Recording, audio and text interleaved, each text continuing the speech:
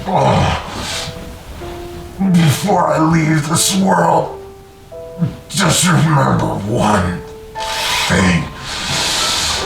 Remember to give us a thumbs up and subscribe.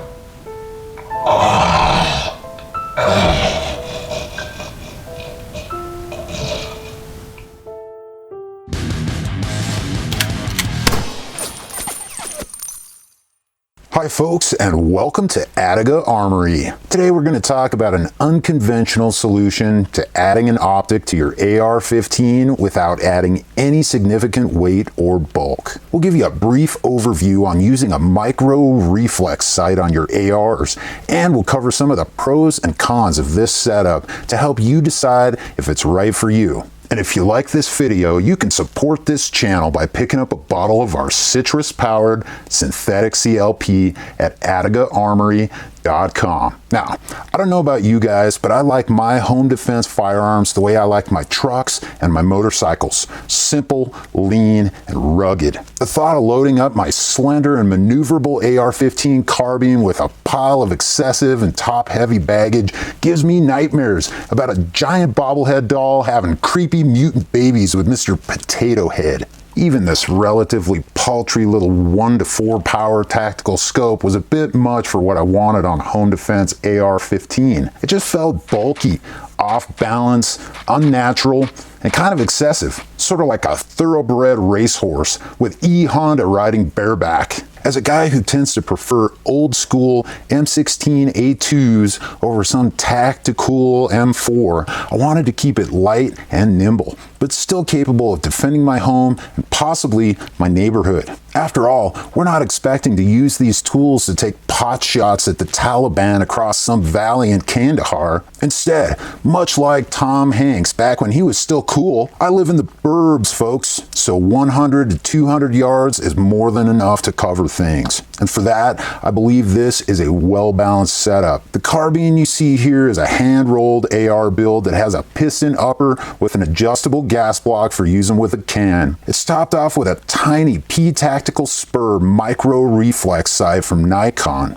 This is a small profile 3MOA single red dot reflex made primarily for pistols, but is also right at home on long guns. But here's the thing. This video is not specific to the Nikon P-Tactical Spur or to the rifle that you see here. This really applies to the entire genre of micro reflex sights, and there are many to choose from that won't break the bank. These tiny reflex sights are ultra light, generally weighing between an ounce or two, depending on the make. They're also shockproof, being that they were designed to go on a pistol slide.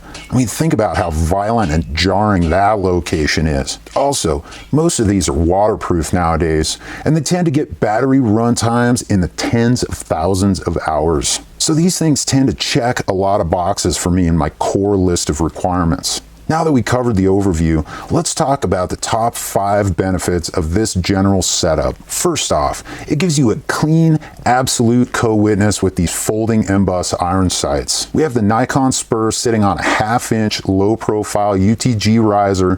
This way you can easily pop up those irons to verify that the dot is zeroed if you're ever in doubt. 2, you don't have to search for the mysterious missing dot like you do when the sight is on a pistol and fully extended away from your eye. Sometimes finding that red dot on a pistol, it's like a really hard page in a Where's Waldo book.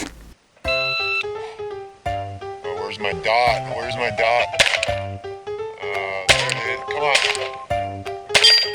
on. Since the sight is so much closer to your eye when it's mounted on a rifle, it's pretty much always in your sight picture.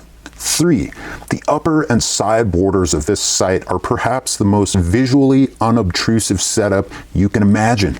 Some optics are so bulky, it looks like you have a mating pair of elephant seals just beached out on your flat top. But a micro reflex sight only has a tiny, ultra thin border, and I honestly can't imagine another setup that gives you a more unobstructed sight picture for dynamic combat scenarios. 4, the mass of the micro reflex sight is so minute that it gives you most of the key tactical advantages of a red dot or holographic sight without adding any noticeable weight or bulk to the rifle. This is great for younger shooters, female shooters, senior citizens, disabled folks, or even just regular guys who may not have the upper body strength to hold an unsupported firing position for very long. And last but not least is target acquisition speed, particularly during nighttime operations. So here's the thing, I'm a pretty decent shooter when it comes to hitting targets, but I'm not a particularly fast shooter. A handful of injuries, some health issues, and probably a dash of DNA means that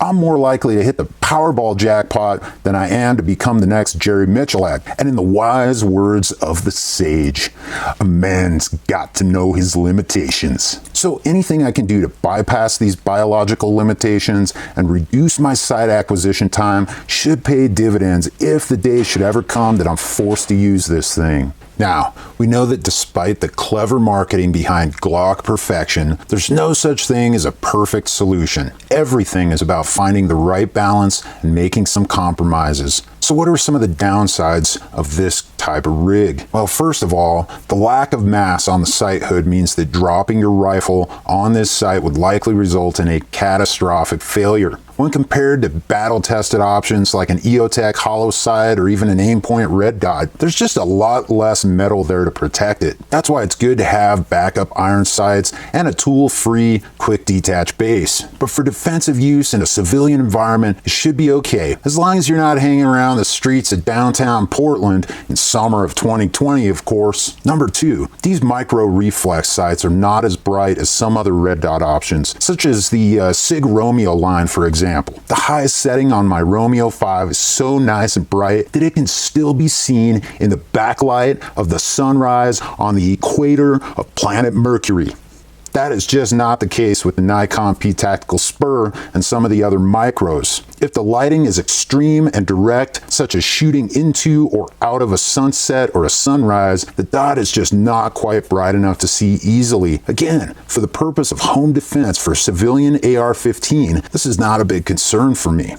And last but not least, number 3, the battery on most of these tiny reflex sights is a CR1632. While this is not exactly rare, they're not nearly as common as the CR2032 that you can find pretty much anywhere. It also has significantly less energy capacity, with the 2032 boasting over 80% more milliamp hours than the smaller 1632. I'm not really sure why they didn't go with the larger 2032 battery, but it may have simply been a geometric limitation. So that about wraps it up today, folks. We hope you enjoyed this video, and we hope it was helpful for you in your quest for AR-15 optical bliss. And we'll see you again next time at Adobe Armory.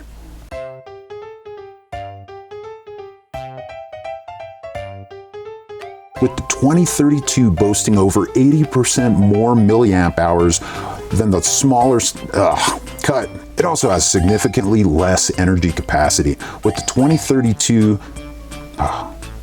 me.